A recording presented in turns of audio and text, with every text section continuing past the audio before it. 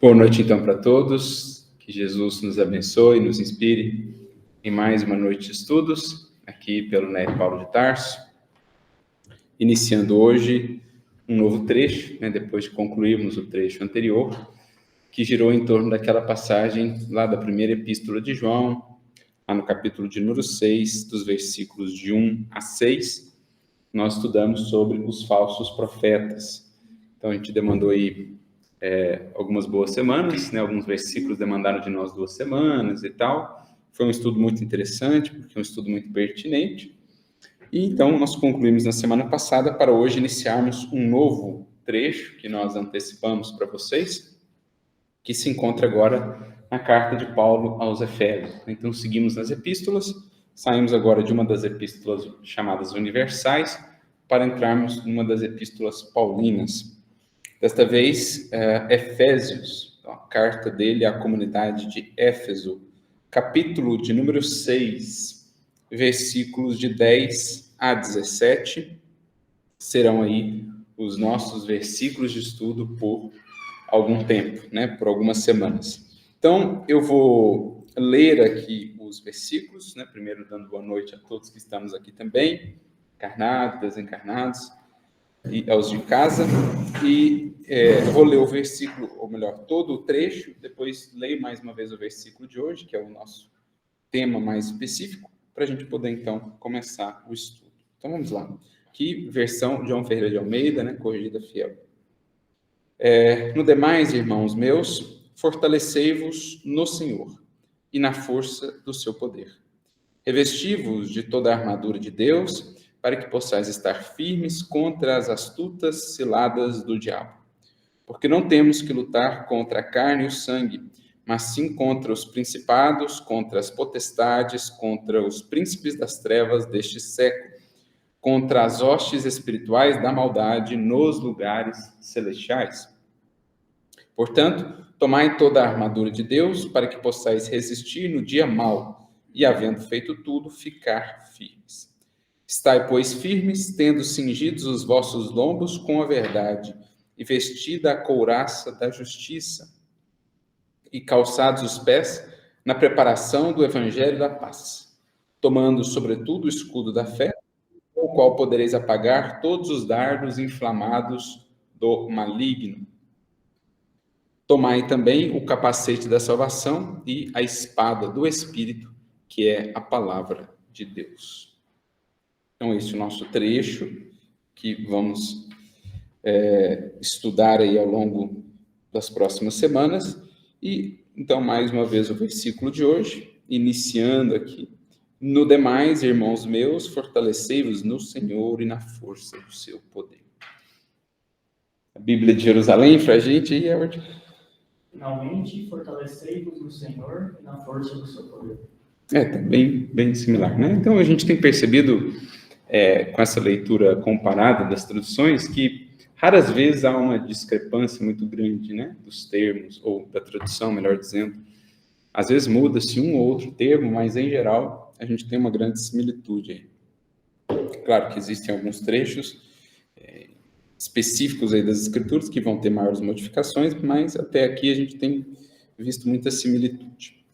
Então, esse é o nosso versículo de hoje. Nós intitulamos essa passagem, que na verdade ela é um recorte. Eu não sei se alguém tem aí a corrigida, a revista corrigida, em que ele divide por perícopes. Aqui a divisão por perícopes é um pouco diferente na corrigida fiel, mas, se não me falha a memória, ela é uma parte de uma perícope, ela não está toda a perícope, esses versículos que nós recortamos aqui. Então, a gente optou por nomear aqui o combate do espírito, porque toda a temática vai girar em torno disso, elementos de defesa, elementos de, entre aspas, de ataque, uma espécie de combate ou de luta aí em jogo, e aí nós vamos tentar trazer isso para essa perspectiva espiritual, naturalmente. Alguém tem um perícope aí? O título que eles deram a esse trecho? Como? A armadura de Deus. Tá? Em alguns lugares eles dão esse título, A armadura de Deus. Bom, então é isso, pessoal. Nós vamos começar por aqui. E No demais, fortalecei-vos no Senhor e na força do seu poder. Antes da gente entrar na questão em si, aqui do versículo, palavras-chave, alguns pontos principais, eu acho que valeria a gente trazer uma consideração assim, para tentar entender um pouco dessa abordagem de Paulo, justamente junto aos Efésios. Então, essa descrição desse combate, porque aqui ele descreve algo que ele vivia, né? Então, todas as lutas pelo Evangelho, até ali já uns bons anos de tarefa, quando ele escreve a carta aos Efésios.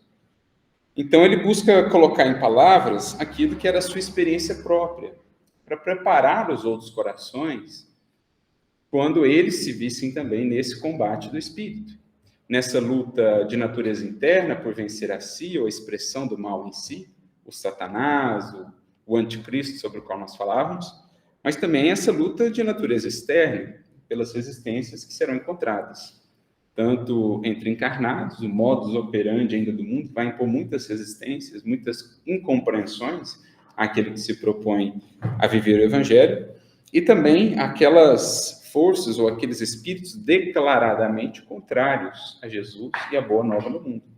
Vão criar muitos empecilhos e muitas dificuldades àquele que se propõe a ser um trefeiro do Evangelho. Então, ele precisará se preparar para esse combate, para essa luta. Para isso, ele precisa entender melhor quais são os instrumentos, quais são os recursos de que ele pode se servir para esse combate. A partir do momento em que temos a certeza de que ele virá, a gente começa a se informar, digamos assim, se conscientizar do que nos cabe fazer, quais as estratégias para que possamos vencer. Então, toda essa descrição aqui que Paulo vai fazer aos Efésios, ela como que reflete aquilo que ele viveu até ali. Isso me fez recordar uma passagem que está narrada no livro Paulo Estevão, que, acredito eu, né, são paralelos que a gente busca traçar, tenha muito a ver com essa descrição dele aqui. Não sabemos ao certo, assim, com plena certeza, quando ele escreveu a carta aos Efésios. Os estudiosos vão divergir aí quanto a essa datação das epístolas, né? A gente tem alguns consensos, assim, talvez até não totais, mas a gente tem alguns consensos, por exemplo, de que a primeira carta aos Tessalonicenses teria sido a primeira epístola, ali por volta do ano 51, 52, né, depois de Cristo. Mas as demais cartas, a ordem delas, o ano exato delas, a gente não tem muita informação. A gente consegue rastrear um pouquinho a partir de certos fatos que ele menciona nas cartas, que a gente consegue comparar com Atos. No nosso caso, Espíritos, a gente consegue comparar com Paulo Estevão e a gente consegue ter mais ou menos um norte. E aqui nós estamos justamente no capítulo 7 da segunda parte, que é o capítulo que vai descrever o início das epístolas, né? Quando ele começa a escrever as epístolas. Pelo que consta aqui nessa passagem, ele já teria escrito as primeiras epístolas. Deixa eu só checar aqui nesse momento. Quer ver? Então, ele saía de Corinto e havia se dirigido para Éfeso, onde ali ficou algum tempo. Deixa eu só ver aqui a chegada. Será a chegada? Deram não. Ao que parece aqui, isso. Sim. Então, ele já tinha iniciado aqui o movimento das epístolas, e aí ele precisa sair de Corinto, se dirige a Éfeso, onde ele fica por algum tempo, né, auxiliando João Evangelista na tarefa. Inclusive, nesse momento, ele conversa com a mãe de Jesus, né, no momento que ele tem a oportunidade ali de conversar com Maria, que ainda estava encarnada na cidade de Éfeso, sob a tutela de João. E aí, se vocês se recordarem, é aquele momento em que ele vai arrumar ali algumas questões, né, vai levantar alguns processos de perseguição com aqueles na cidade de Éfeso que cultuavam Diana. Né? Nós tínhamos ali um templo muito importante na cidade de Éfeso, de Ártemis ou Diana, e por conta das pregações do movimento cristão, aquilo foi perdendo um pouco de força, né? A venda, inclusive, das estátuas e tal, e aquilo foi gerando um grande movimento de resistência, e eles fazem ali um jogo, uma artimanha, para conseguirem prender o apóstolo e prejudicar o movimento nascente. Mas acaba sobrando mais para os amigos dele do que propriamente para ele. Por exemplo, para Áquila e Prisca, que ali estavam. Então, enfim, não vou entrar em muitos detalhes, quem quiser depois veja lá no Paulo Estevão, eles destroem a tendazinha do Áquila, onde ele vendia suas coisinhas, né? Prendem eles, dão umas chibatadas e tal. E aí o Saulo, ele queria muito dar as caras, digamos assim, né? Falou, vocês estão perseguindo a mim, deixa os meus amigos em paz, né? E aí eles, os cristãos ali, vão ponderando com ele, falam, não, Saulo, espera, né? É importante que você não vá lá assim de maneira imprudente e tal. E aí, esse rebote, vamos dizer assim, dos ataques, que acabou reverberando nos amigos, deixou Saulo mais triste, na época ele já era Paulo, né? Deixou ele mais triste do que se ele próprio tivesse sofrido as consequências da perseguição. Então, em determinado momento, ele está conversando lá com o João, e ele fala assim, como tudo isto me contrista. Áquila e Prisca têm sido meus companheiros de luta desde as primeiras horas da minha conversão a Jesus. Por eles devia eu sofrer tudo, pelo muito amor que lhes devo. Assim não julgo razoável que sofram por minha causa. Eles queriam pegar a ele, acabaram pegando os amigos, e ele ficou muito contristado, muito triste com isso. A causa do Cristo, respondeu o João Evangelista. E aí eles seguem na conversa, em determinado momento Paulo fala, né? Estamos em lutas incessantes na Ásia há mais de 20 anos. Ou seja, então aqui a gente tem um marco, inclusive, importante, uma referência de data. Aqui ele já tem 20 anos de apostolado na Ásia, ou seja, né? Ali no Oriente. Então isso daria por volta do ano 55, né? Se considerarmos que a sua conversão se dá ali por volta do ano 35, 36, 35, 36, considerando, então estamos mais ou menos no ano 55, 56, algo em torno disso. Lembrando que ele viria a desencarnar em 64. Então estamos em lutas incessantes na Ásia há mais de 20 anos. Agora preciso retirar-me da Jônia sem demora. Os golpes vieram de todos os lados. Pelo bem que desejamos, fazem-nos todo o mal que podem. Então, pelo bem que desejamos, fazem-nos todo o mal que podem. Então, aqui ele já está trazendo, pintando para nós o cenário do que é o conflito, do que é a luta. Ai de nós, se não trouxéssemos as marcas do Cristo Jesus. Então, ai de nós, se essas cicatrizes já não atestassem um compromisso de nossa parte com Jesus, efetivamente. E o pregador valoroso, tão desassombrado e resistente, chorava. João percebeu, contemplou-lhe os cabelos prematuramente encanecidos e procurou desviar o assunto. Não te vás, por enquanto, ainda és necessário aqui. Então, ele tinha saído de Corinto, ficou algum tempo ali em Éfeso e já estava precisando sair de novo de Éfeso, mais uma vez, em decorrência de perseguição. Lá em Corinto tinha acontecido a mesma coisa, fizeram um processo lá injusto, junto ao procurador que ficava na cidade, Júnior Galho, irmão de Sêneca, e conseguiram levá-lo às chibatadas. Ele precisou sair para não gerar mais perseguições. Ainda em Éfeso encontra mais perseguição, precisa sair de novo. E ele vai descrevendo, né, falando dos seus planos e tal. O João pergunta, mas e as anotações de Maria? Você não pretende escrever um evangelho a partir das anotações de Maria? E aí que ele fala, caso eu não volte mais, enviarei um companheiro para colher as devidas anotações, que é o que ele faria mais tarde com Lucas, né, para o Evangelho de Lucas. Então aqui está começando a surgir o projeto do Evangelho de Lucas. Aí chegamos à parte que nós gostaríamos, né, porque João insiste mais uma vez. Contudo, poderias ficar conosco. O tecelão de Tarso fitou o companheiro com tranquilidade e explicou, em atitude humilde. Talvez estejas enganado. Nasci para uma luta sem tréguas, que deverá prevalecer até o fim dos meus dias. Antes de encontrar as luzes do Evangelho, errei criminosamente, embora o sincero desejo de servir a Deus. Fracassei muito cedo na esperança de um lar, tornei-me odiado de todos, até que o Senhor se compadecesse da minha situação miserável,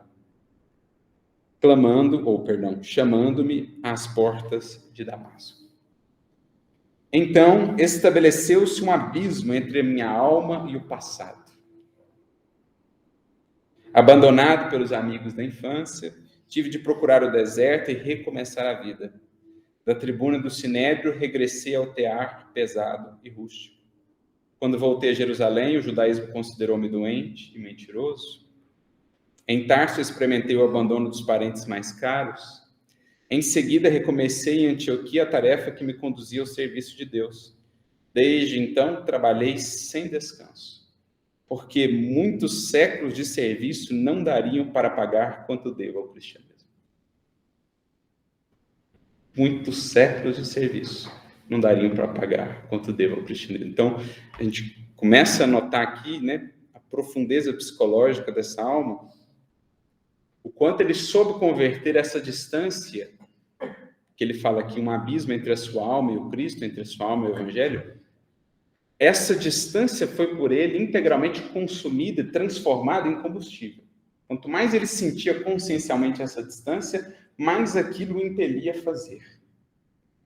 Então, é a alma que realmente entendeu como que a misericórdia nos alcança. A misericórdia, quando ela é bem sentida, né, a misericórdia do alto, ela alcança uma alma constrangendo-a. Porque ela sabe, a alma, que o que recebe não é merecido. E que ela, então, tem de trabalhar muito para se tornar digna do que foi antecipado. Como mais tarde Paulo diria a Lucas. Ele nos deu a misericórdia para que a justiça se cumprisse. Então, vem o crédito primeiro, para que você, pelo imenso esforço realizado a partir daí, possa alcançar a justiça. Sentir-se digno minimamente do que foi recebido. Então, aquilo funcionava dentro dele como um dínamo imenso, poderosíssimo, que o levava a caminhar, a vencer tudo, todos os obstáculos. E saí às pregações. Peregrinei por diversas cidades, visitei centenas de aldeias, mas de nenhum lugar me retirei sem luta áspera. Sempre saí pela porta do cárcere, pelo apedrejamento, pelo golpe dos açoites. Nas viagens por mar, já experimentei o naufrágio mais de uma vez. Nem mesmo no bojo estreito de uma embarcação tenho podido evitar a luta. Então, aqui é muito similar ao currículo que ele traz lá na sua segunda carta aos Coríntios, quando ele fala, né? Por 5 vezes apanhei disso, 3 vezes desse modo, naufraguei, perigos no mar, perigos na terra, nudez, fome, frio. Ele vai descrevendo tudo que ele já viveu lá na sua carta aos Coríntios, se não me engano, capítulo 11 da segunda carta aos Coríntios. Mas Jesus tem me ensinado a sabedoria da paz interior em perfeita comunhão de seu amor. Essas palavras eram ditas em tom de humildade tão sincera que o filho de Zebedeu não conseguia esconder sua admiração. Então João responde: és feliz, Paulo, porque entendeste o programa de Jesus a teu respeito. Em outras palavras, você encontrou a sua vocação. Não te dou a recordação dos martírios sofridos, porque o Mestre foi compelido a retirar-se do mundo pelos tormentos da cruz. Regozijemo-nos com as prisões e sofrimentos. Se o Cristo partiu sangrando em feridas tão dolorosas, não temos o direito de acompanhá-lo sem cicatrizes. Essa é uma das frases mais fortes do livro. Nós não temos o direito de acompanhar Jesus sem cicatriz. Então, eu quis trazer esse diálogo porque acho que ele dá o tom para nós do que seja a natureza desse combate. Visto do ponto de vista interno, então, almas que muito nos equivocamos, nesse sentido nós estamos próximos de sal, que fomos buscados pela misericórdia do Cristo e que agora nos vemos na condição pós-despertar. Ou seja, sentindo o abismo entre nós e o que nos chama. o abismo entre o que somos e o que merecemos, né? O que recebemos, melhor dizendo, e o que merecemos. E o processo, então, que vai se desenvolver a partir daí em termos de lutas, claro, não nos mesmos moldes, né, de natureza exterior aqui, mas cada um com as lutas correspondentes no clima aí das suas provas, experiências necessárias. Então, a gente vai partir daqui de alguns conceitos, de algumas falas que foram trazidas aqui, para que a gente possa entender melhor o versículo. Deixa eu ver se tem mais um trecho que vale a pena ler aqui. Eu acho que até aqui tá bom por enquanto. Para a gente, então, entender melhor o versículo. Dito isso, lembrando os conceitos que a gente trabalhou aqui, quem quer começar a abordagem do versículo, a gente vai fazer as amarrações ao longo aqui do processo, né? Começando aí pelo princípio.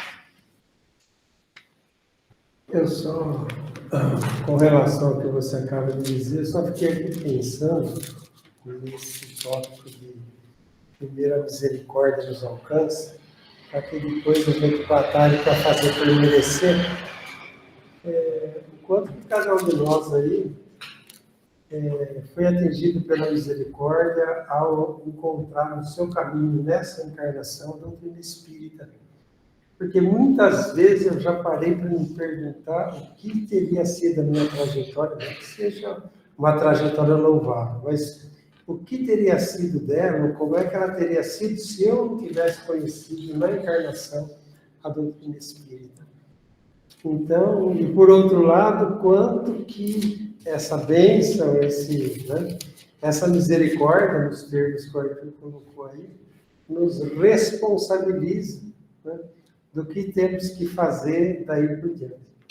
E aí a gente se sente merecedor, porque particularmente eu me sinto longe de fazer por conta do que eu recebi. Sim. Né? E é uma coisa mesmo de coração. Muitas vezes na minha vida eu parei para me fazer essa pergunta. O que seria em momentos, não apenas individualmente, mas com a Vilma aqui, né, companheira de tanto tempo, né? Quantas dificuldades, quantas situações que não teriam nos fazendo que tivéssemos tropeçado e talvez não nos levantado até agora, se não fosse a doutrina espírita lançando a luz para a gente entender. Né? Então, eu pensei muito nesses termos quando você fez essa colocação. Eu lembrei sobre a luz do Evangelho, do palestrante que falou da formação da mentalidade cristã. Uhum. E falou que muitas vezes as pessoas se perdem só trabalhando e pagando boleto. Na verdade, talvez nós estivéssemos só com essas preocupações, de trabalhar, de cuidar disso, cuidar daquilo, sem ter essa oportunidade de refletir um pouco mais profundamente sobre as coisas do Espírito, que a doutrina espírita possibilita para nós, né? Passando. E se a gente pensar, né, no caso, mais uma vez eu pensei, são 8 bilhões de espíritos reencarnados, quantos têm essa misericórdia antecipada que nós tivemos, no sentido de toparmos com a doutrina espírita ao longo do caminho? Sobre essa questão, né, da misericórdia, e para ilustrar isso da misericórdia que vem antes, dando-nos recursos para a gente conseguir a justiça, né? Eu me lembro sempre de uma história que eu vi num programa de entrevistas, me esqueci o nome dele agora, mas era um programa que compartilhava pequenos episódios de entrevistas no YouTube com espíritas, e uma irmã que comentava a sua experiência, ela espírita, em Brasília, mas há muito tempo, muito pouco ativa, aplicando-se muito pouco, né, aquilo que havia recebido em termos de conhecimento e tudo mais. Enfim, mais ou menos nesse estado de vida que vai levando as coisas sem buscar a transcendência, cultivar os valores e tal. E aí ela conta que passou por um acidente muito grave. Estava dirigindo, pegou ali uma poça de óleo, capotou o carro, bateu numa árvore, um acidente gravíssimo. Sua vida corria risco e foi levada às pressas para um hospital, mas ela diz que se lembra também do do aspecto espiritual, assim, ela se lembra de ter tido um desdobramento, né, de estar no mundo espiritual e ser levada a um hospital, né, ela lembrava até que o teto do hospital era translúcido, né, mais ou menos similar ao que nós temos lá nas descrições de Nosso Lar. E ela se recordava, assim, porque o cenário era muito desafiador, do ponto de vista da medicina terrena, eram grandes as chances dela ficar com uma sequela muito severa, muito grave, não voltar a andar, por exemplo. Mas ela se lembra de que durante esse deslocamento, entrando nesse hospital, carregada ali, né, por benfeitores, por espíritos auxiliares, ela se lembra de sentir, assim, sentir-se ser tomada por um amor, por uma coisa que ela não saberia descrever. É uma misericórdia, assim, como alguém que despertasse, visse todo aquele auxílio, aquele devotamento dos benfeitores a envolvendo, levando lá para fazer uma espécie de cirurgia espiritual. E ela então pensou consigo, né?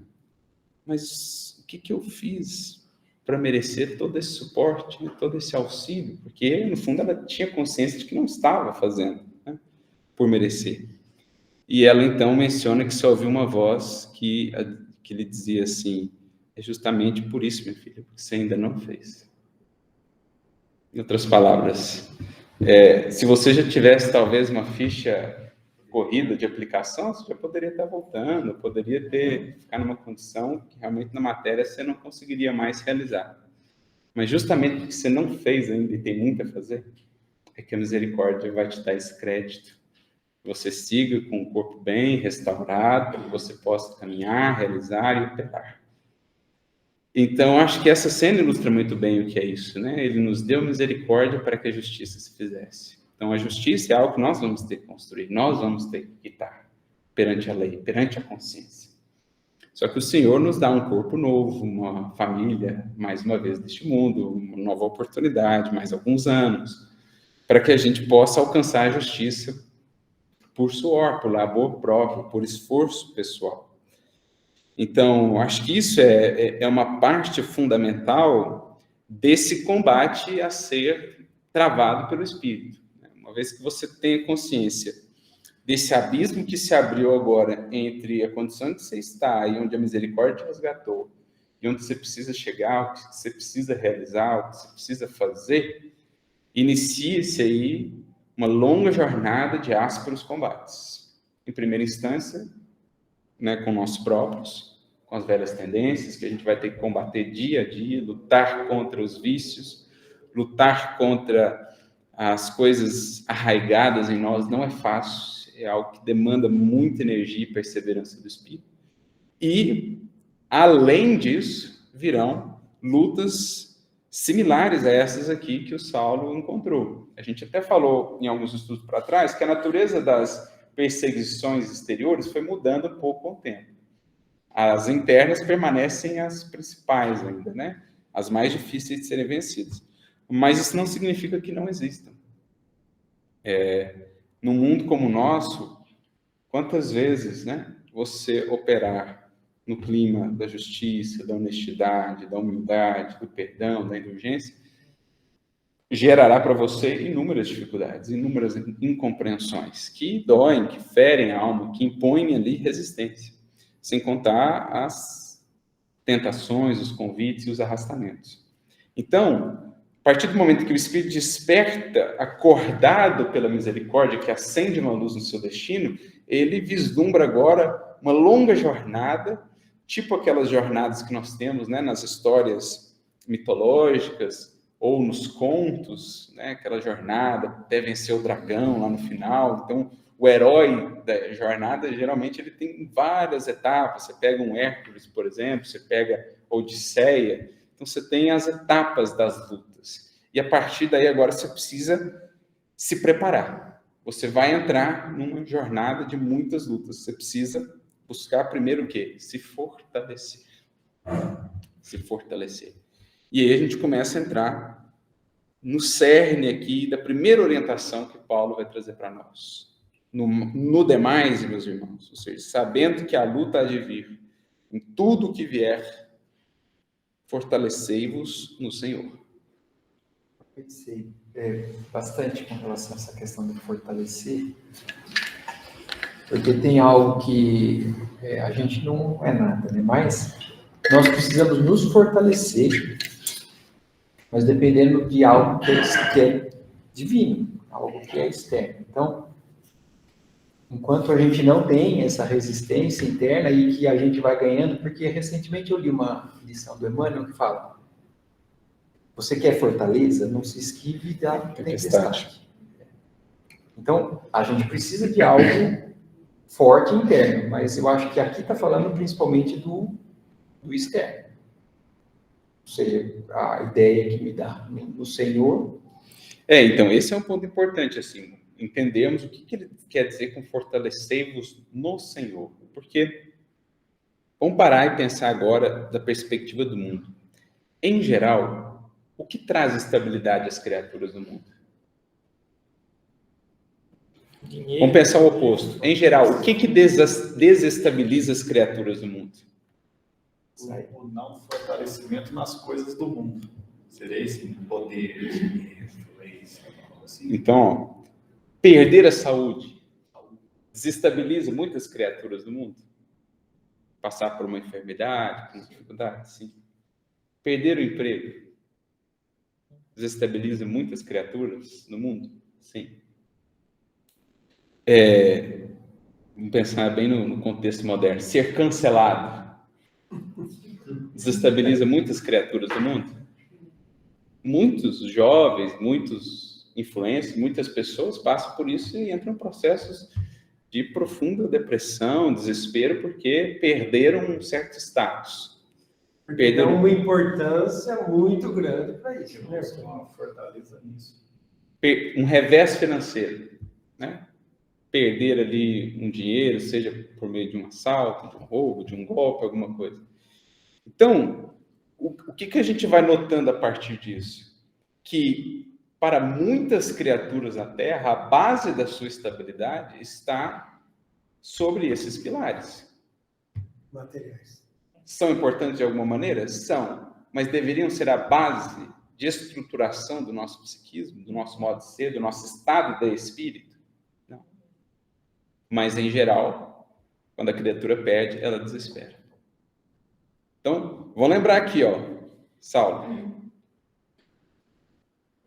Preso, injustamente, em Filipos, com o corpo macerado pela chibata, sem saber o que o aguardava amanhã, como que seria o ganha-pão, quem que o tiraria da prisão, etc. O que Paulo está fazendo à noite, na prisão? Cantando hinos a Deus e pregando o evangelho para os demais presos. Então, a perca da liberdade exterior, a perca de quaisquer seguranças e garantias de natureza material, a perca do vigor ali do seu corpo, mesmo da saúde, havia desestabilizado aquela alma? Não. Por quê? Vamos ver o que ele disse aqui? Jesus tem me ensinado a sabedoria da paz interior em perfeita comunhão de seu amor.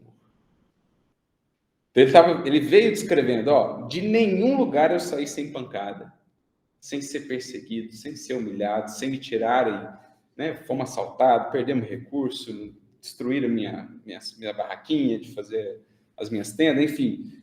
Mas, mesmo com tudo isso, Jesus me tem ensinado a sabedoria da paz interior em perfeita comunhão de seu amor. Então, o que ele está falando? Sede fortalecidos no Senhor. Foi o que eu aprendi. Foi o que Jesus me ensinou. Se eu estiver em comunhão com o seu amor, eu posso estar naufragando. Vocês lembram da cena do naufrágio, gente? Estava todo mundo amarelo, de desespero. O pessoal lá não sabia mais a que Deus orava, de tanto desespero, aquela coisa. Só tinha um homem que todos os dias levantava e pregava para todo mundo em plena tempestade.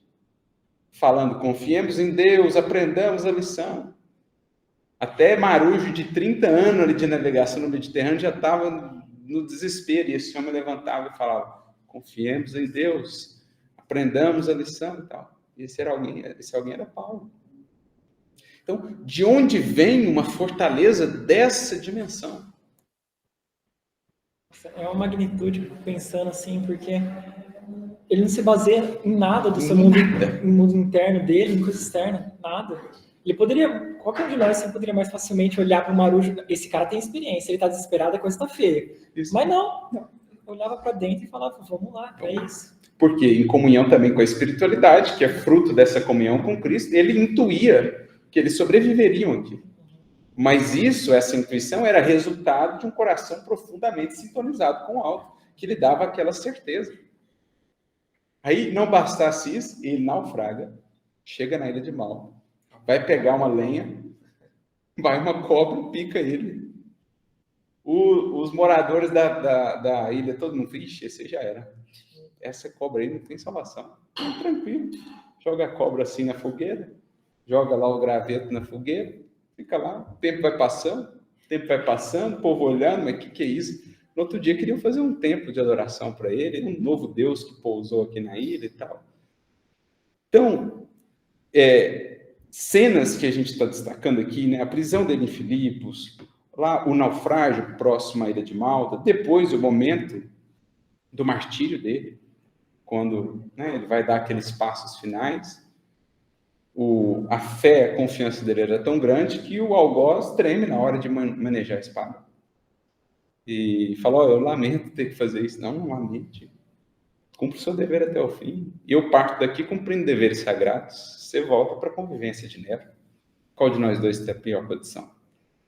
Isso assombrou, né? Mesmo aqueles romanos acostumados com aquela postura de frieza, de indiferença, aquilo assombrava. Mas que força, de onde vem isso?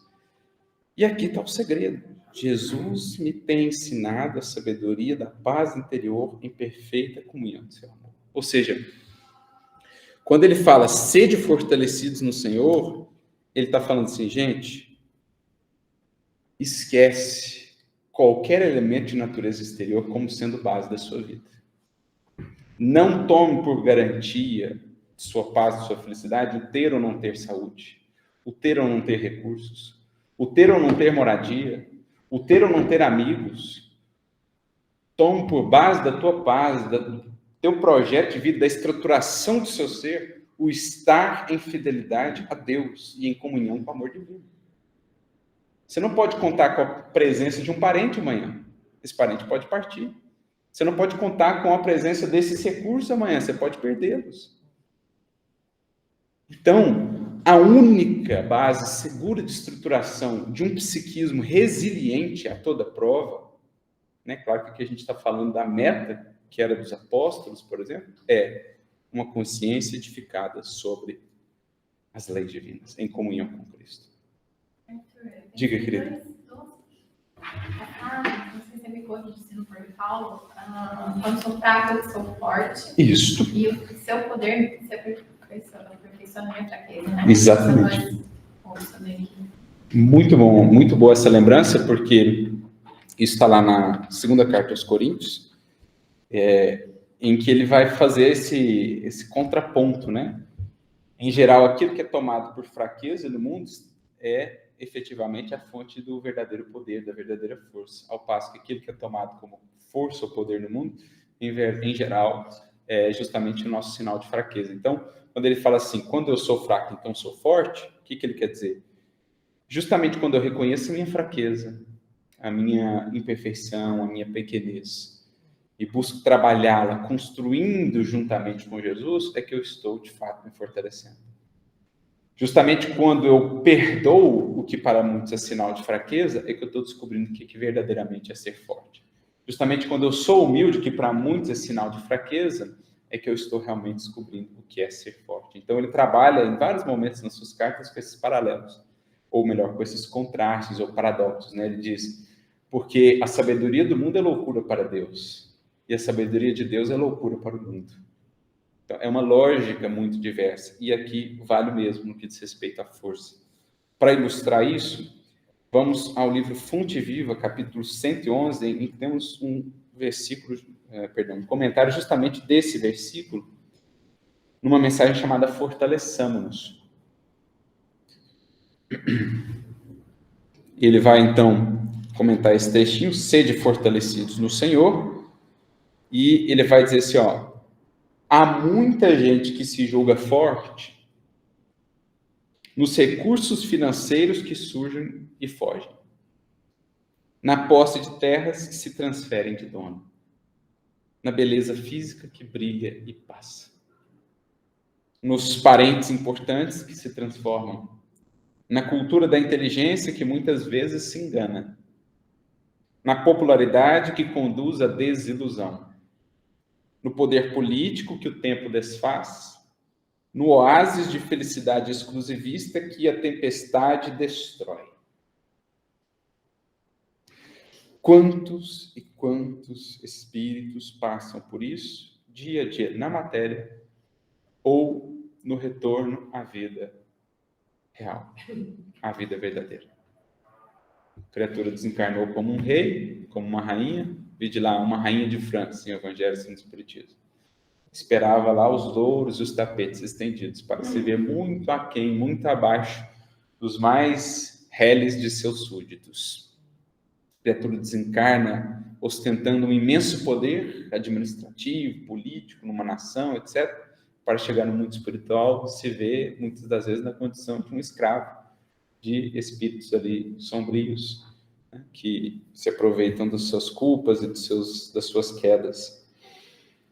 Recursos, posses, etc. Muitas e muitas criaturas baseiam a sua estabilidade emocional nisso. E a vida vem e faz o quê? Tira. Para quê? Por que a vida na matéria é tão marcada por essa impermanência? A gente não se firmar sobre ela, assim. Vocês lembram quando estudou aqui a passagem do templo? Quando a gente falou de tirar a cadeira? Jesus vem derrubar a cadeira dos cambistas? Aquilo em que a gente se assentava, aquilo em que a gente se apoiava, N vezes, ao longo de tantas encarnações, temos tido as nossas cadeiras removidas para que a gente note, perceba. Não é sobre isso que você tem de se apoiar.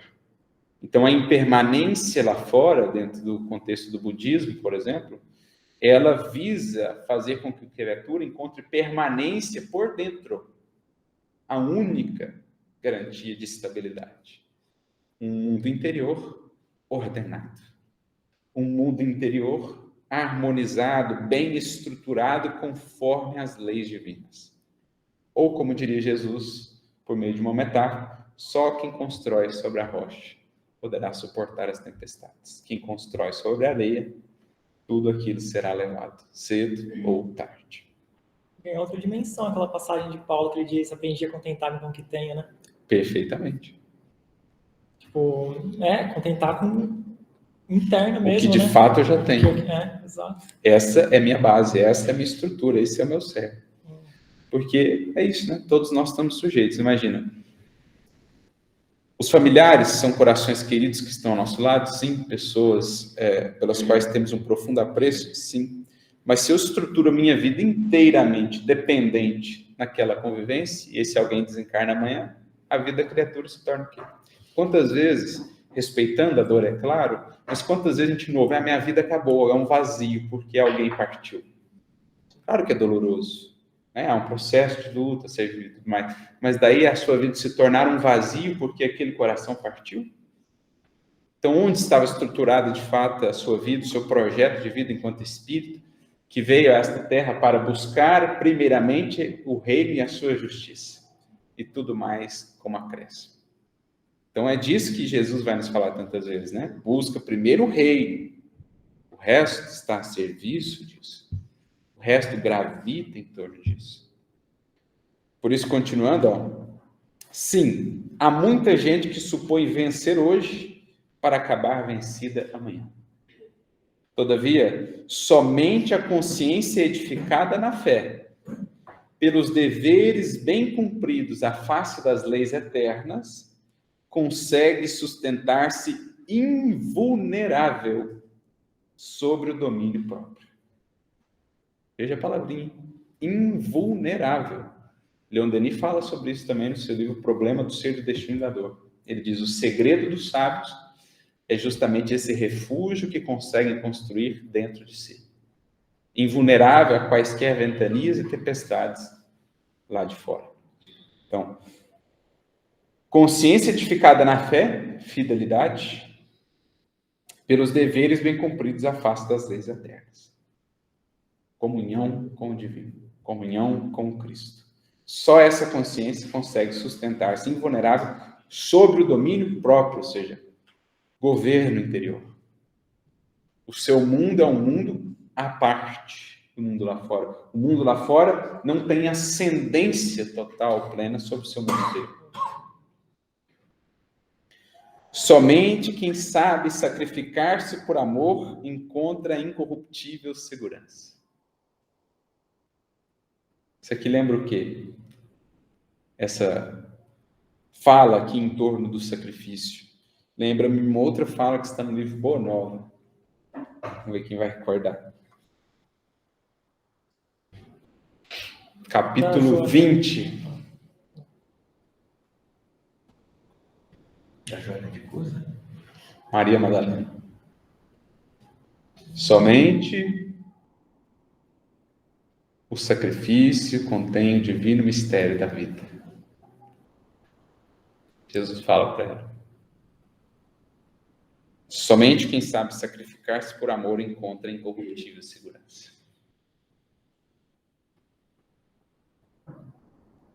Exemplos para a gente ilustrar. Falamos aqui do Paulo, né? Tudo isso que ele fez foi sacrificando-se por amor ao Cristo. Auxílio. Aí, ó, renúncia, Auxílio, Célia, né? Lívia. Né? Você imagina, se ela não está disposta ao sacrifício, aquilo que ela viveu desestrutura ela por completo. Então, chega uma hora em que o espírito, ao atingir um certo patamar de consciência, ele é convidado. Ou você segue certos caminhos, voltando às perturbações causadas pelo mundo, ou você aprende, enfim, a sacrificar. Então, se a Lívia dá excessivo valor à postura infeliz do esposo, ela se perturbaria e se perderia muito provavelmente na experiência de vida. Mas como ela soube sacrificar-se por amor, ela manteve-se o quê?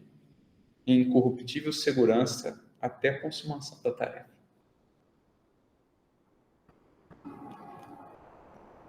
Fortaleçamos-nos, pois, no Senhor e sigamos de alma erguida para a frente na execução da tarefa que o Divino Mestre nos confiou.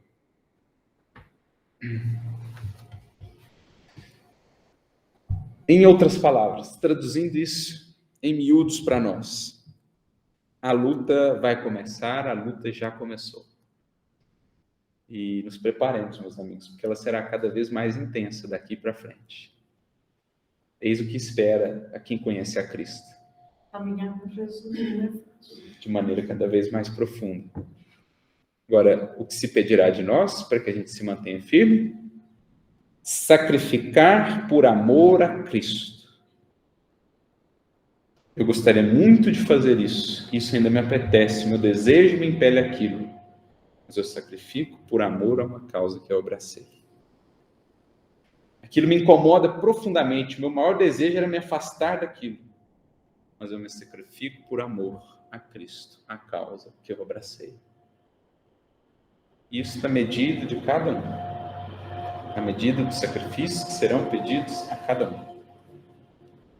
Mas sem isso, nós não passaremos na porta estreita. Sem aprender a sacrificar por amor à causa, por sermos fiéis a Ele acima de quaisquer desejos, nós não cruzaremos a porta estreita. Não nos manteremos firmes. Porque para o mundo era muito fácil a gente Só soltar. soltar. Seria muito fácil, mas a gente está pedindo força para conseguir, né? Para Sim. seguir em frente. Né? Como diz Emmanuel, no mundo só é fácil descer. Subida pede esforço e sacrifício. Então, é o que se pedirá de nós, né? Quanto estou disposto a sacrificar para manter-me firme? Diga. Você lembra da comparação que você trouxe uma vez do campo da sereia, se manter amarrada ao lado? Ótima lembrança, querida. A gente até mencionou aqui hoje, novamente, né, a Odisseia, que é aquela história de Homero, né? Temos a Ilíada e a Odisseia.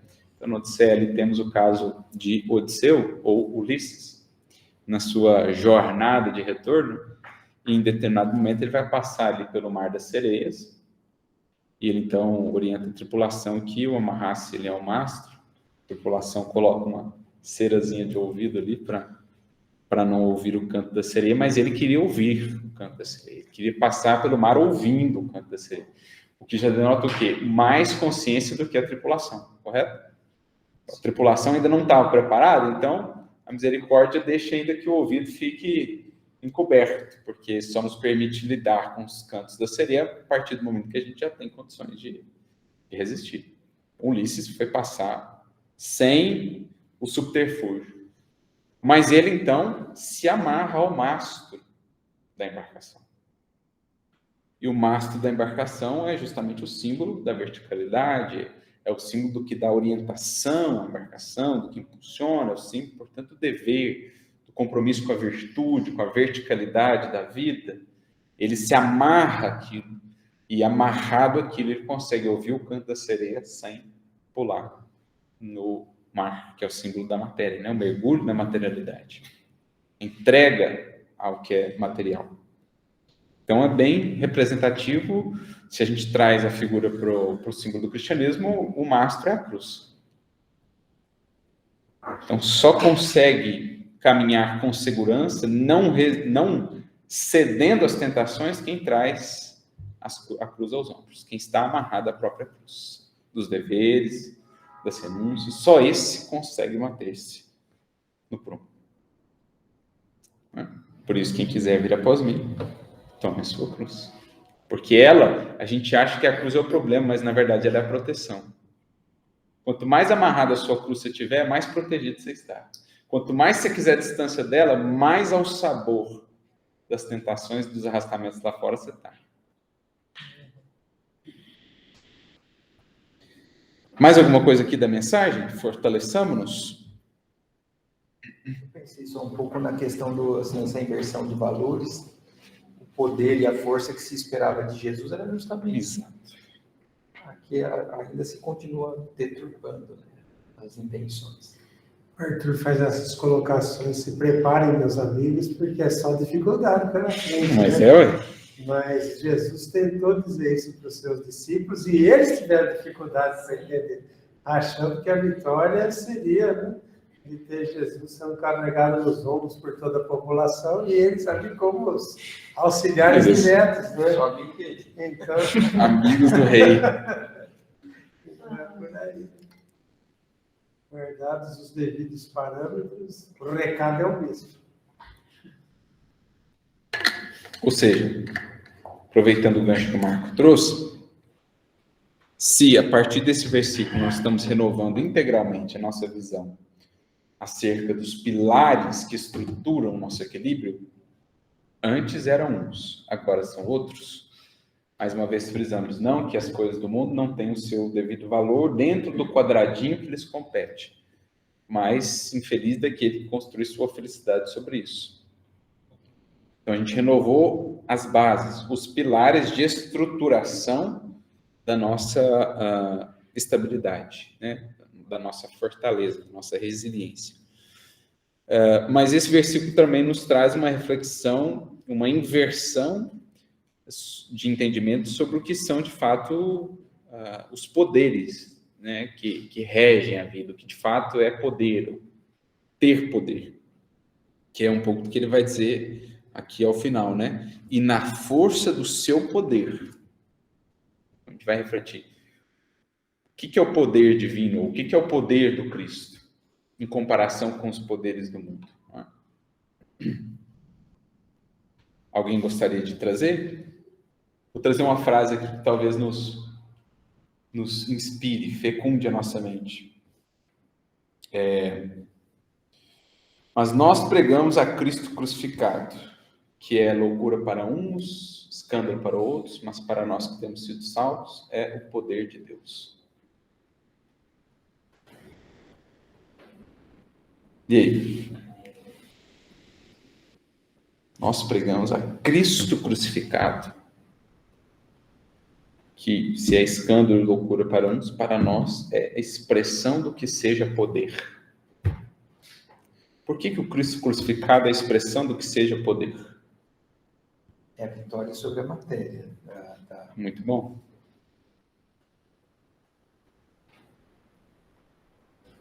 E em que modo nós temos isso? Postura de domínio próprio, domínio interno? Esse é um aspecto. Total domínio próprio. Que significa também plena liberdade. O Cristo preso na cruz daquele jeito era o ser mais livre da história da humanidade. Por quê? Porque qualquer fator externo não influencia no estado dele. E ele entregou-se àquela situação, àquela condição, integralmente de modo próprio. Aquilo era uma oferta integral dele. Por pura virtude, por pura doação, por puro amor. Ou seja, só é realmente livre o espírito que tem essa liberdade interior, até mesmo de sacrificar-se.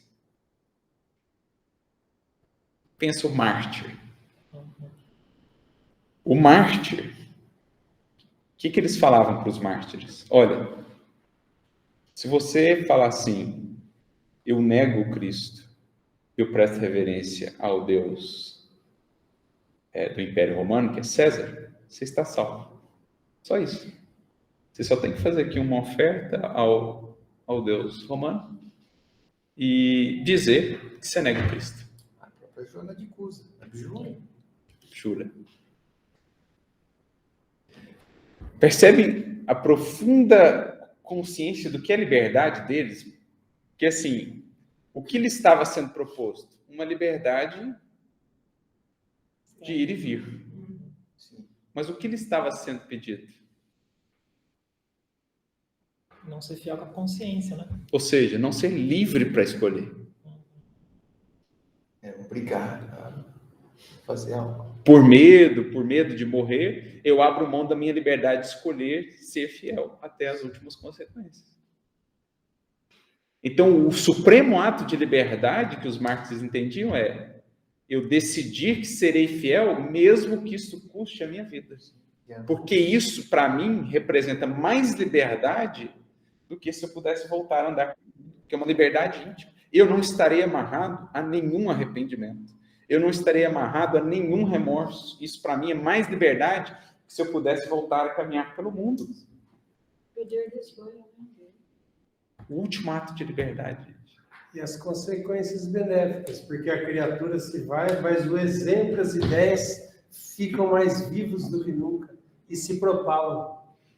Isso é tão bonito. Eu me lembro quando eu li aquele livro do Viktor Frankl, Em Busca de Sentido, né, que ele descreve a sua situação no campo de concentração, e é um livro muito marcante mesmo. E eu me lembro do momento em que ele fala assim, esse é o ápice da liberdade, é a liberdade que nunca pode ser tomada do ser humano. A decisão dele, do que ele vai fazer com o sofrimento que lhe foi infligido. Então, aqueles que resistiam a entregar-se lá nos campos de concentração, eles estavam exercendo o mais alto gesto de liberdade que o ser humano tem, que é o de decidir em última instância o que ele faz do que ele fizeram. O mais doloroso tenha sido isso. Eles não simplesmente entregam-se ao que os outros o fizeram, o mais doloroso. Eu tenho um último ato de liberdade, que é decidir que esse sofrimento não vai me tomar, não vai me escravizar a uma escolha que a minha consciência entende não ser a melhor. É o que os mártires faziam. Você tinha falado do budismo, né? Aí que também é a libertação do sofrimento, né? Uma das premissas principais é a libertar do sofrimento. Acho que seria para essa linha, né? Dependente do que está sendo os fatores externos, é a fidelidade perante si. É consciencial. Exatamente. Diga lá, Carol.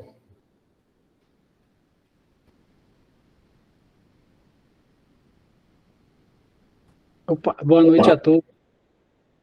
Bem, Arthur, boa noite. Só para lembrar daquela frase do Emmanuel, que na tarefa cristã começar é fácil, continuar é difícil e chegar ao fim é crucificar-se. Acho que resume bem essa trajetória de Paulo, né? Exatamente, meu amigo. E essa trajetória desses outros, né, os mártires, esses aqui que temos citado, que entenderam essa liberdade no seu ápice. É a história lá do Sócrates, né, muito similar, quando lhe é ofertada a liberdade por alguns juízes que teriam ali alguma influência, e ele recusa, né, porque entendia que aquilo seria contra a sua consciência, então ele é condenado à morte. E aí temos aquele conhecido diálogo dele com Xântipa, quando a Xântipa diz, mas Sócrates, você foi condenado à morte? Quem de nós não está? Mas a sua condenação é injusta, e você preferia que fosse justa? Ou seja, olha a compreensão de liberdade do Espírito, certo? Então, voltando à cruz como símbolo do que realmente é poder, falamos aqui do total governo próprio, plena liberdade de escolha, porque a dor imensa, a ingratidão imensa não interferiram na escolha de ser fiel, então ele é livre ao máximo, esse Espírito. O que mais? Perdão a toda prova, perdão incondicional. Qualquer outra virtude que a gente puder meditar, ela estará ali expressa naquela cena, naquela oferta. Humildade, lealdade, fidelidade, perdão, amor, caridade, liberdade. Todas as virtudes estão ali expressas no ápice. Por isso que aquele Cristo que Paulo pregava era o símbolo do poder de Deus, do Espírito que alcançou o máximo de poder. Por quê?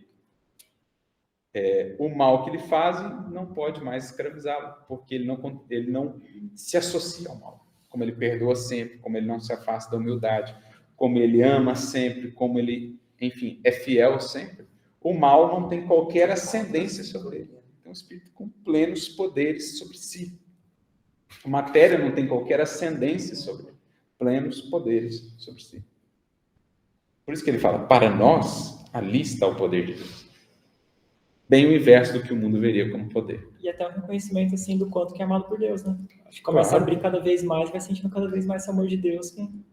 Eu diria até que tudo isso que ele demonstra é justamente por essa compreensão, por esse amor que é sentido que o leva àquele tipo de doação. Falando dessa liberdade, não tem como ter essa liberdade sem todas essas outras virtudes. Porque se não perdoasse, ele já estaria preso. Então, assim, nosso livre-arbítrio, ele é livre, mas preso às consequências. A gente só é livre mesmo para seguir os ensinamentos de Jesus. Para isso a gente é livre. Sempre há um grau de prisão. Por isso que Jesus fala lá no capítulo 8 do Evangelho de João, todo aquele que comete o pecado é escravo do pecado. Pecado no sentido de qualquer desvio da lei gera algum nível de amarração, algum nível de prisão. Só é livre o espírito que consegue realmente seguir pelo caminho da lei. Para ilustrar essa nova compreensão de poder, nós separamos aqui uma mensagem bem curtinha do Emmanuel, que está no livro Trevo de Ideias, capítulo 20, chamada Poder.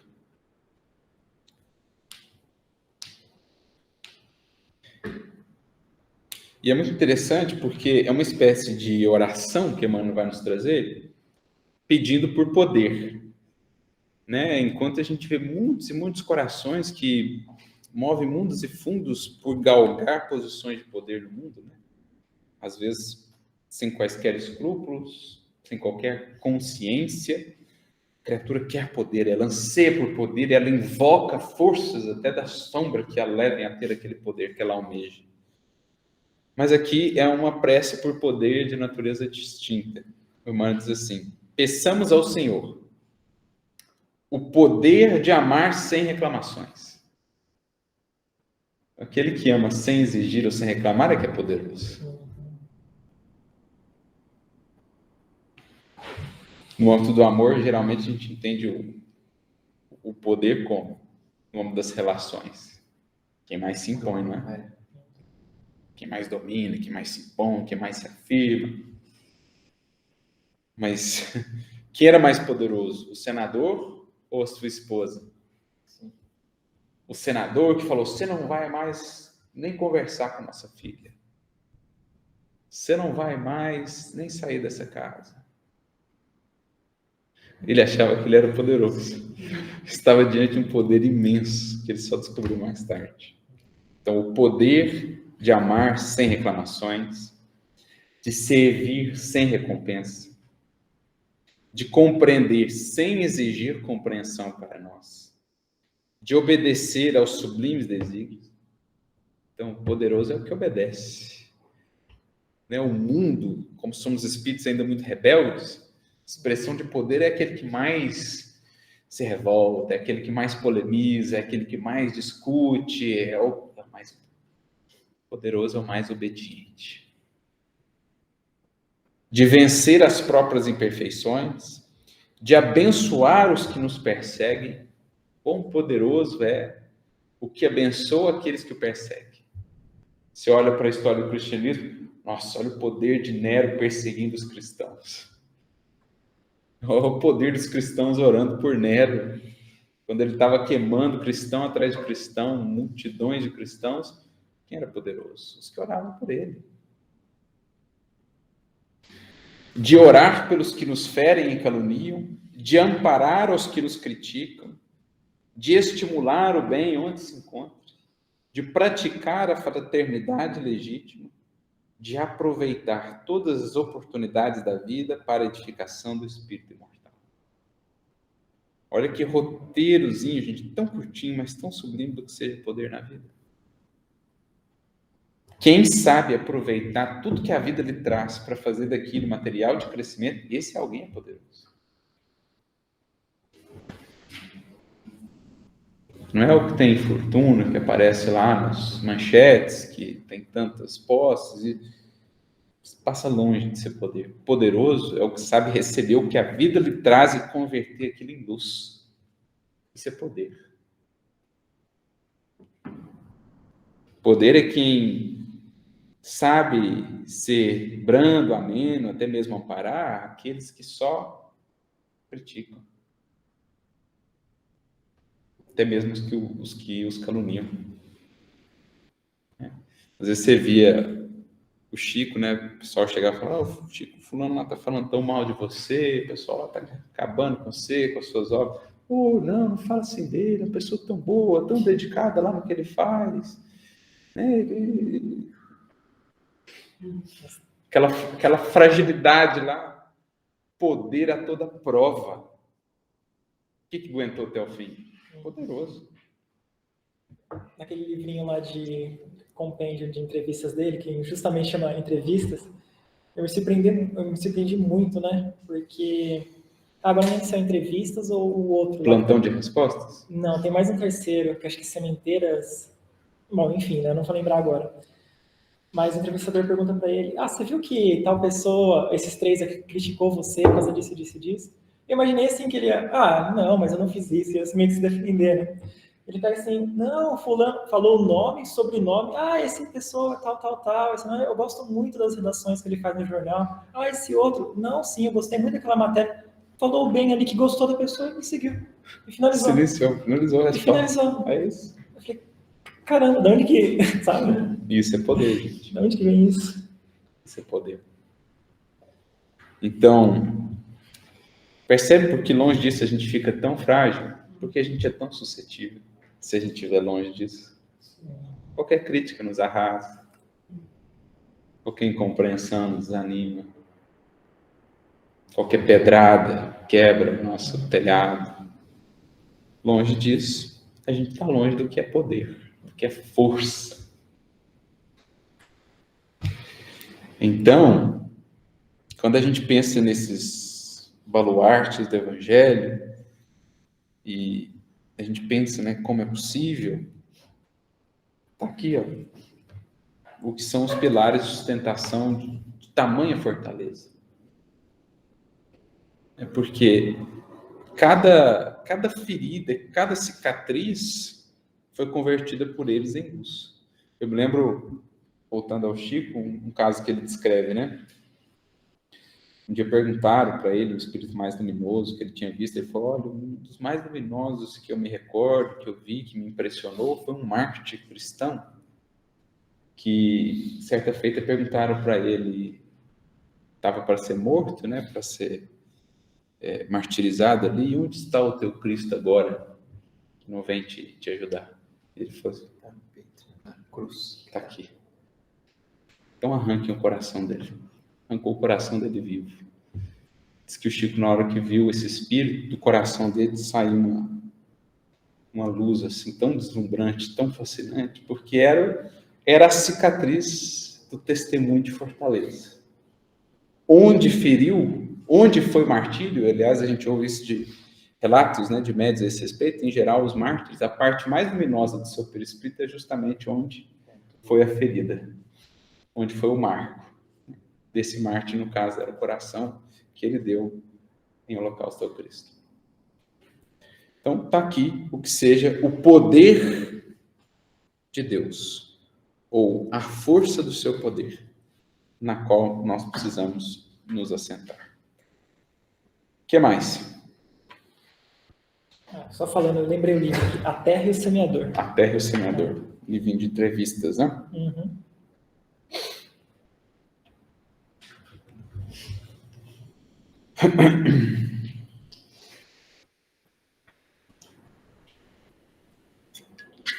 Mais alguma coisa aqui?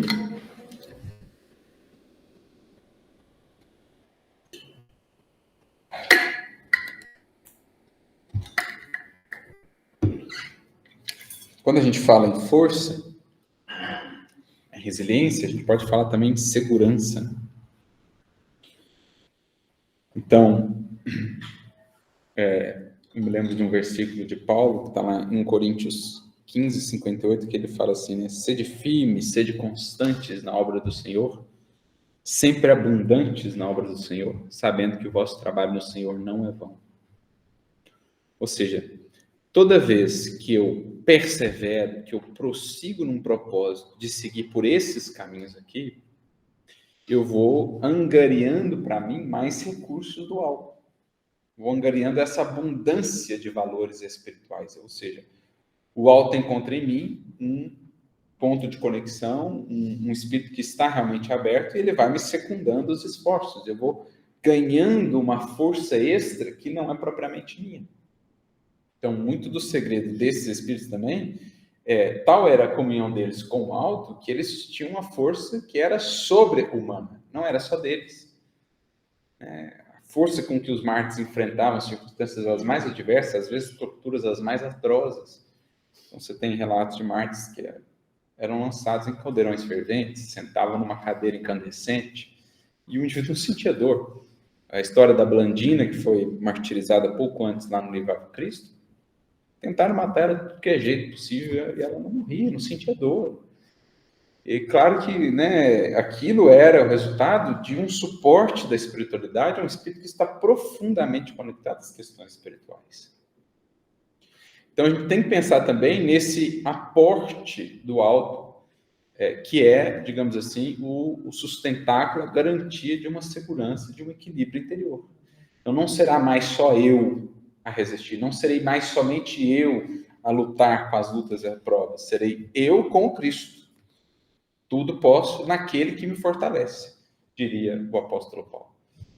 Então, para refletir nessa segurança que a gente vai construindo, nesse estado mental de estabilidade, eu separei mais uma mensagem aqui que está no livro Rumo Certo, capítulo 12, justamente intitulada Segurança.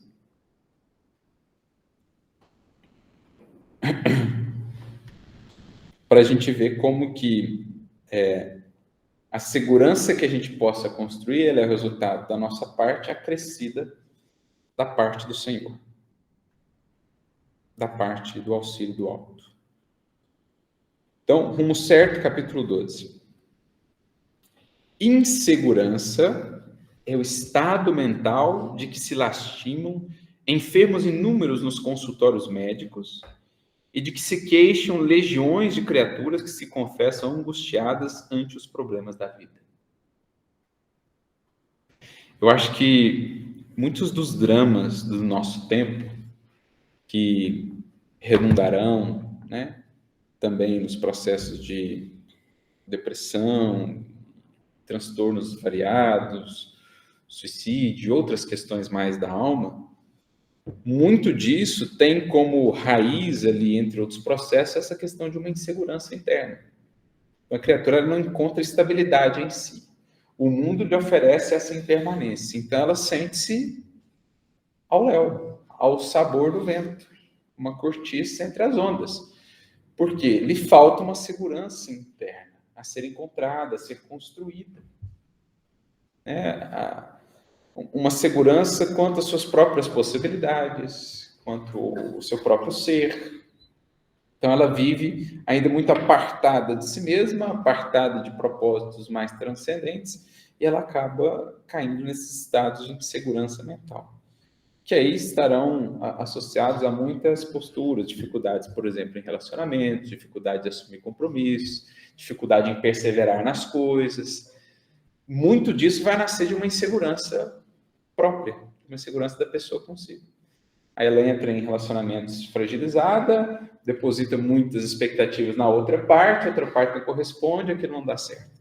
Ela tem muita desconfiança sobre as suas possibilidades, não assume um dever, uma tarefa, uma oportunidade por causa daquela insegurança. Então, essa insegurança ela está na raiz de muitas frustrações, de muitas decepções, de muitos transtornos mais graves e desequilíbrios mais graves que se encontrará depois.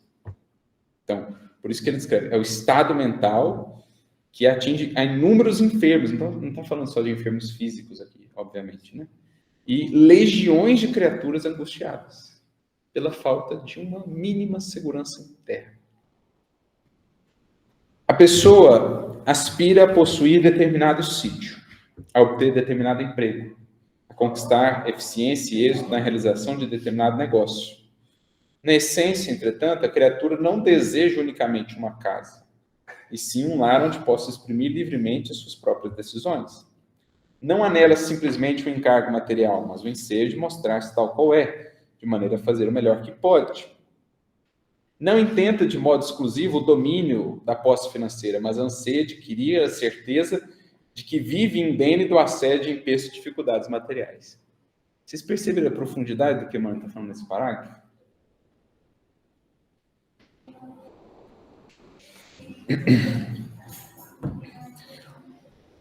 O que está por trás dos conflitos da criatura, por exemplo, com relação à posse? Por que ela entra numa espiral de sempre querer mais e querer acumular, etc? Preencher um certo vazio?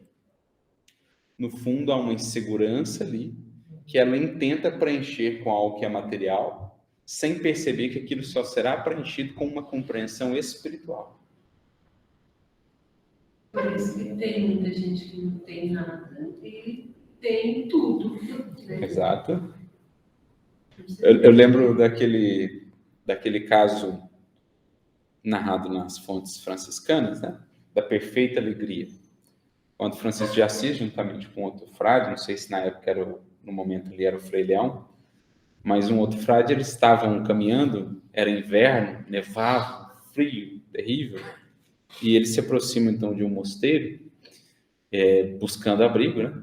Era a última esperança, o Frei já estava quase morrendo congelado. Mas tem um mosteiro ali, vamos bater ali, eles vão nos abrigar. Batem lá, abre aquela portinholazinha assim, que é, o Francisco, vale-me que é você, né? Fecha a portiola na casa dele. Deve ser ladrões, né? Tentando entrar aí. Fecha. Está usando o nome do homem. Está usando o nome do pai Seráfico, né? Para tentar entrar aqui. Fecha lá a portiola na cara dos dois. Aí o Frei, né? Entregou, né? Nossa Senhora, agora vão morrer, né? Quando ele vê, o Francisco está lá todo alegre, brincando com a neve, plena alegria. Por isso que chama a passagem, chama perfeita alegria. Meu pai, mas por que você está assim? Que alegria é essa? Não vou morrer congelado. Não, é que eu esperei a vida inteira para estar nessa condição. Porque agora nós estamos inteiramente nas mãos de Deus.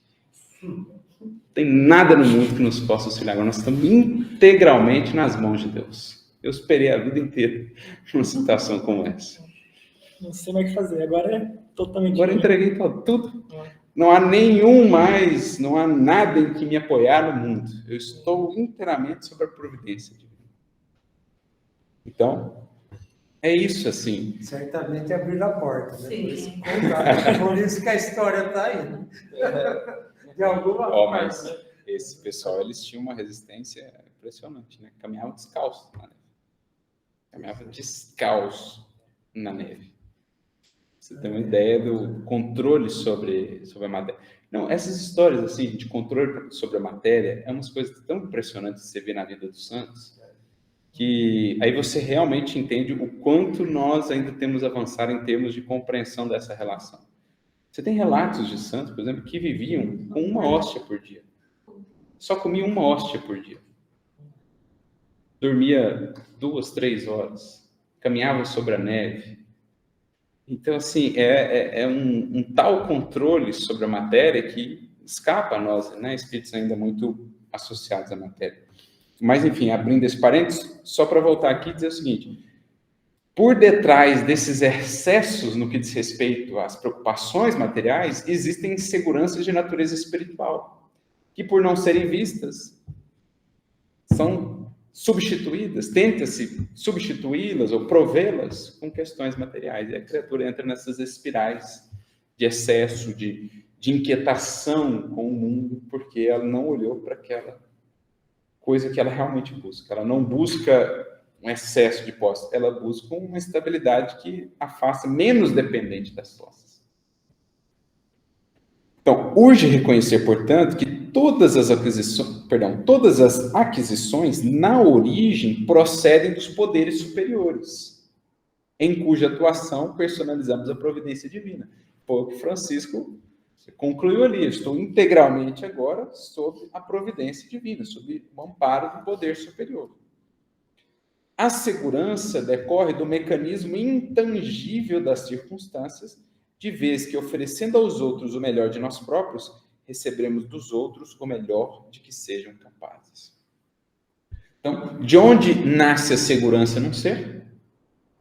Aquele que, seja qual for a circunstância, oferta o melhor de si, capacita-se para receber o melhor dos outros, encarnados, ou seus benfeitores desencarnados. Em outras palavras, quem é fiel à consciência, quem se esforça ou até se sacrifica para atender os deveres que a consciência lhe impõe, esse alguém está no caminho da verdadeira segurança. Porque estabelece em si a condição de equilíbrio que receberá, então, o suporte das forças de fora, sobretudo das forças divinas. Então, é algo intangível, segurança. A segurança decorre do mecanismo intangível. Segurança não é a soma que está na sua conta. Segurança não é a casa que você tem. Segurança não é a saúde momentânea do corpo que você tem. Segurança não é a presença das pessoas que convivem com você. Segurança decorre de um mecanismo intangível daquele que oferta o melhor e então se gabarita a receber da vida o melhor, conforme as suas necessidades. Meditando nisso, consagremos-nos ao bem geral e mais ampla soma de bens surgir-nos-á no amparo das possibilidades imediatas. Consagrou-se ao bem, o bem vem te suportar. Então, você ajudou a criatura, ainda que com sacrifício, você conquistou não só a simpatia daquela criatura, mas dos benfeitores daquela criatura. Então, você já tem mais suporte para te auxiliar na caminhada, né?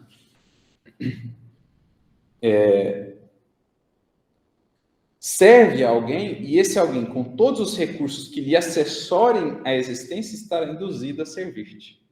É o que a gente acabou de falar. Com todos os recursos que assessorem a existência dele, inclusive os benfeitores que o amparam.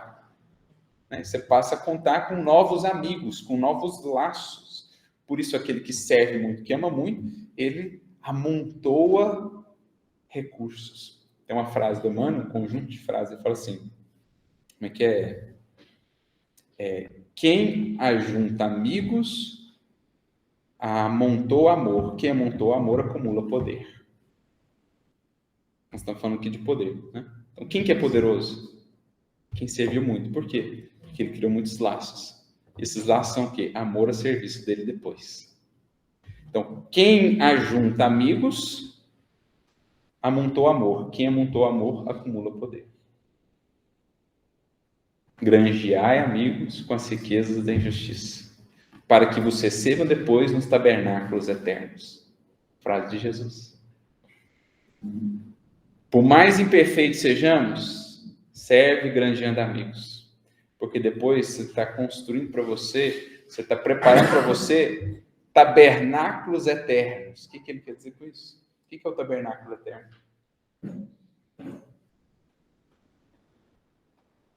Comunhão. Sentimento, coração. Sentimento. Ou seja, quanto mais amigos você granjear, mais corações você terá nos quais você poderá se hospedar, para que te recebam depois nos tabernáculos eternos. Quanto mais laços você criou, mais tabernáculos estarão abertos para te receber. E o inverso também procede, né? Quanto mais inimigos fizer, né? Mais uma vibração de ódio acumulada, né? Virá em tua direção. E terá que reparar um dia. Exatamente. Doemos com espontaneidade algo de nós e automaticamente receberemos de tudo aquilo que houvermos dado. Então, assim, é interessante, né? Porque a gente fala assim, segurança. Então, a gente pensa assim, mais dinheiro, mais preocupação com a saúde, mais muro, mais cerca, carro mais estável, mais seguro. A gente geralmente fala em segurança, você pensa em ajuntar mais coisas. Aqui ele está falando só de dar mais coisas, você estará mais seguro. Então, age em favor dessa ou daquela causa, e esta mesma causa, pelas forças que a representam, agirá em teu próprio favor. Abstenhamos de qualquer incerteza quanto ao amanhã, que venha longe ou perto. Toda segurança procede unicamente de Deus. Então a criatura falou assim, não, o mundo está muito violento, muita dificuldade, etc. Sim, a gente tem que ter uma certa prudência, né, em determinados locais e tal.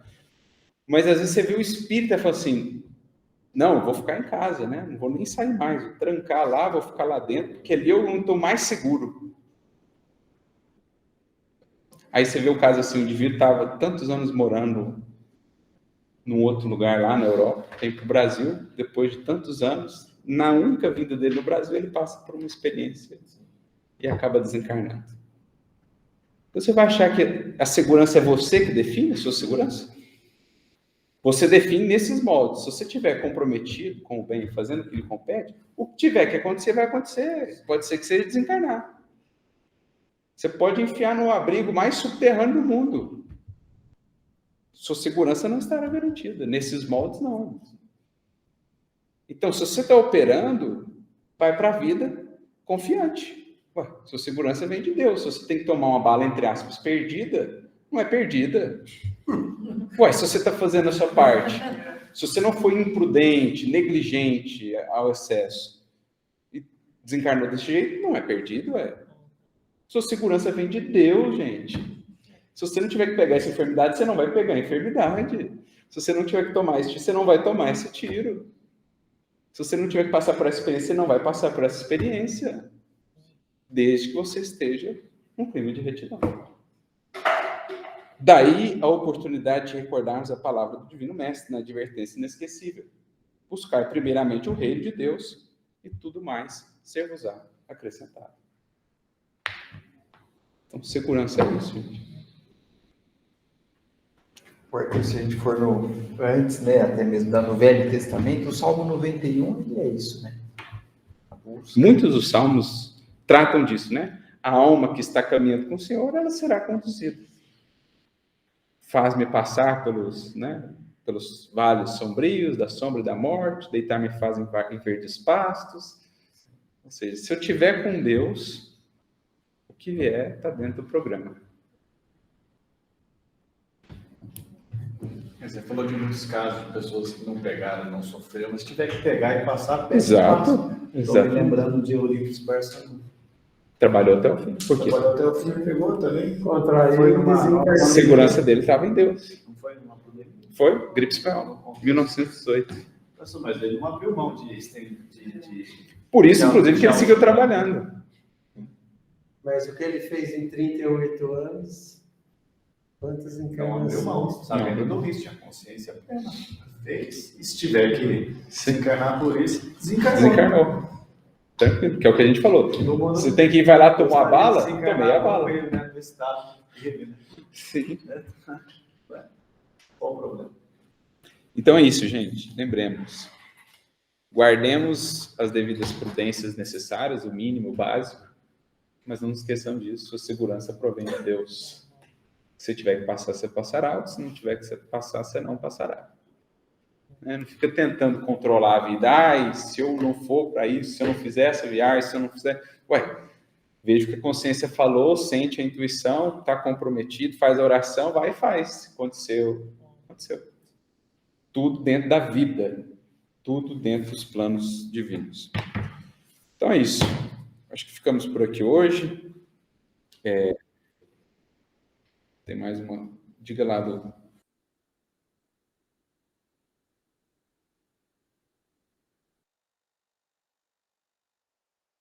Acho que tá mudo aí se você estiver falando.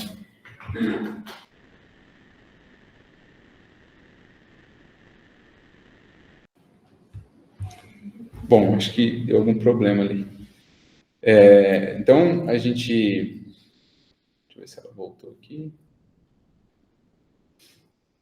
Diga, Oi, querida. voltei. Tudo bem, pessoal? Só uma frase bem curtinha que eu lembrei, né? Que Jesus dizia, né? A cada dia já tem o seu mal, né? Cada dia basta o seu mal. Isso aí. Exatamente. Isso.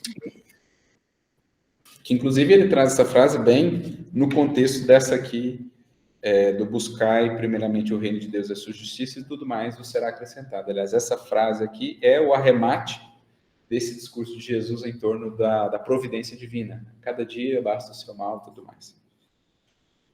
Então, ficamos por aqui hoje, com muito material, esperamos aí para refletirmos sobre o que seja de fato fortaleza, as bases da nossa fortaleza, o que de fato é o poder divino em nossas vidas e o que seja segurança dentro do contexto do universo e da vida. Aos que nos acompanharam aí de casa, nosso caloroso abraço e esperamos estar aí reunidos mais uma vez na semana que vem, dando continuidade aqui aos nossos estudos. Até lá!